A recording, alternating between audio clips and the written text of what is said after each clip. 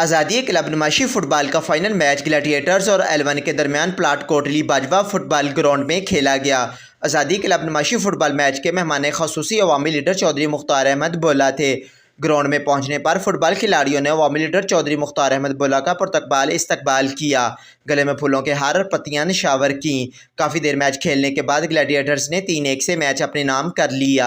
Match के अख्ताम पर मेहमानों ने खिलाड़ियों की हौसला अफजाई के लिए जीतने वाली टीम को ट्रॉफी और नकदी इनाम से भी नवाजा।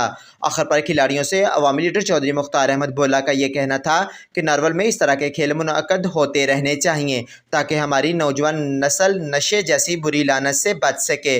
इनका मज़ीद यह भी कहना था कि एक सेहतमंद जिस्म ही एक सेहतमंद दिमाग रख सकता है।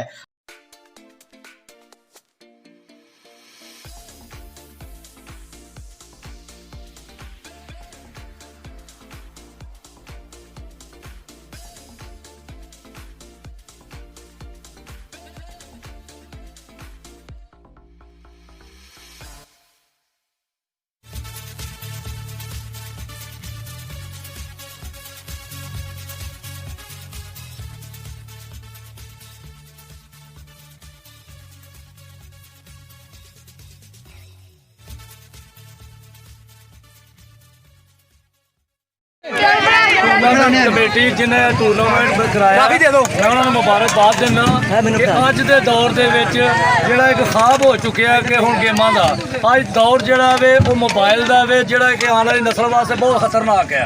मैं बहुत बहुत मुबारक पेश करना इंतजामिया नूं जिन्हें टूरनामेंट कराया है।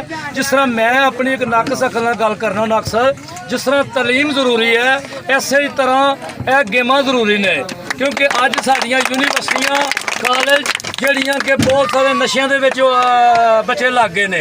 ਅਸੀਂ ਸਮਝਦੇ ਕਿ ਜਿਹੜੀ ਗੇਮਾਂ ਨੇ ਇਹ ਹਸਪਤਾਲਾਂ ਨੂੰ ਬਰਬਾਦ ਕਰਦੀਆਂ ਨੇ ਤੇ ਗਰਾਊਂਡਾਂ ਆਬਾਦ ਹੁੰਦੀਆਂ ਨੇ ਔਰ ਆਉਣ ਵਾਲੀ ਨਸਲ ਦਾ ਮੁਸਤਕਬਲ ਹੈ ਇਹ ਸਿਹਤਮੰਦ ਮੁਆਸ਼ਰਾ ਹੋਵੇ ਤੇ ਪੜ੍ਹਿਆ ਲਿਖਿਆ ਹੋਵੇ। ਤਾਲੀਮ ਦੇ ਨਾਲ ਨਾਲ ਜਿਹੜਾ ਸਾਡੀ ਨੌਜਵਾਨ ਨਸਲ ਦਾ ਨੁਕਸਾਨ ਹੋ ਰਿਹਾ ਹੈ ਜਿਹੜੇ ਮਾਫੀਆ ਲੋਕ ਸਾਡੇ ਹੁਕਮਰਾਨ ਜਿਨ੍ਹਾਂ ਨੇ ਇਸ ਮੁਲਕ ਨੂੰ ਸਹੀ ਸਿਮਤ ਤੇ ਨਹੀਂ ਚਲਾ ਰਹੇ ਉਹਨਾਂ ਨੇ ਅਸੀਂ नशा कदी सुनीदा सी कि बदमाश लोग वेचते हैं।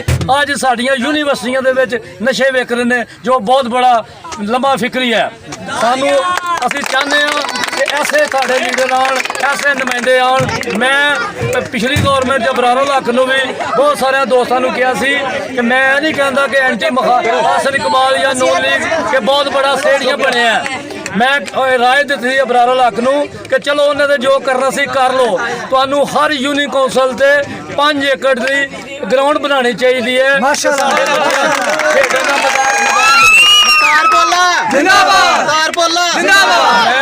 इंशाअल्लाह ताला जे अल्लाह ने किते मौका दिता तो जे मेरी सुनाई हुई या मैं मुंतहब होया या साडी गौरमेंट आई तो मैं यह गल जिहड़ी है हाई लैवल ते जरूर इन्हू पहुँचावांगा क्योंकि इस वेले वक्त की जरूरत है।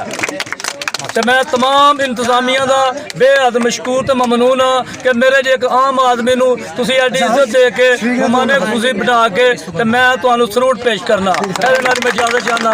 अल्लाह हाफ़िज़।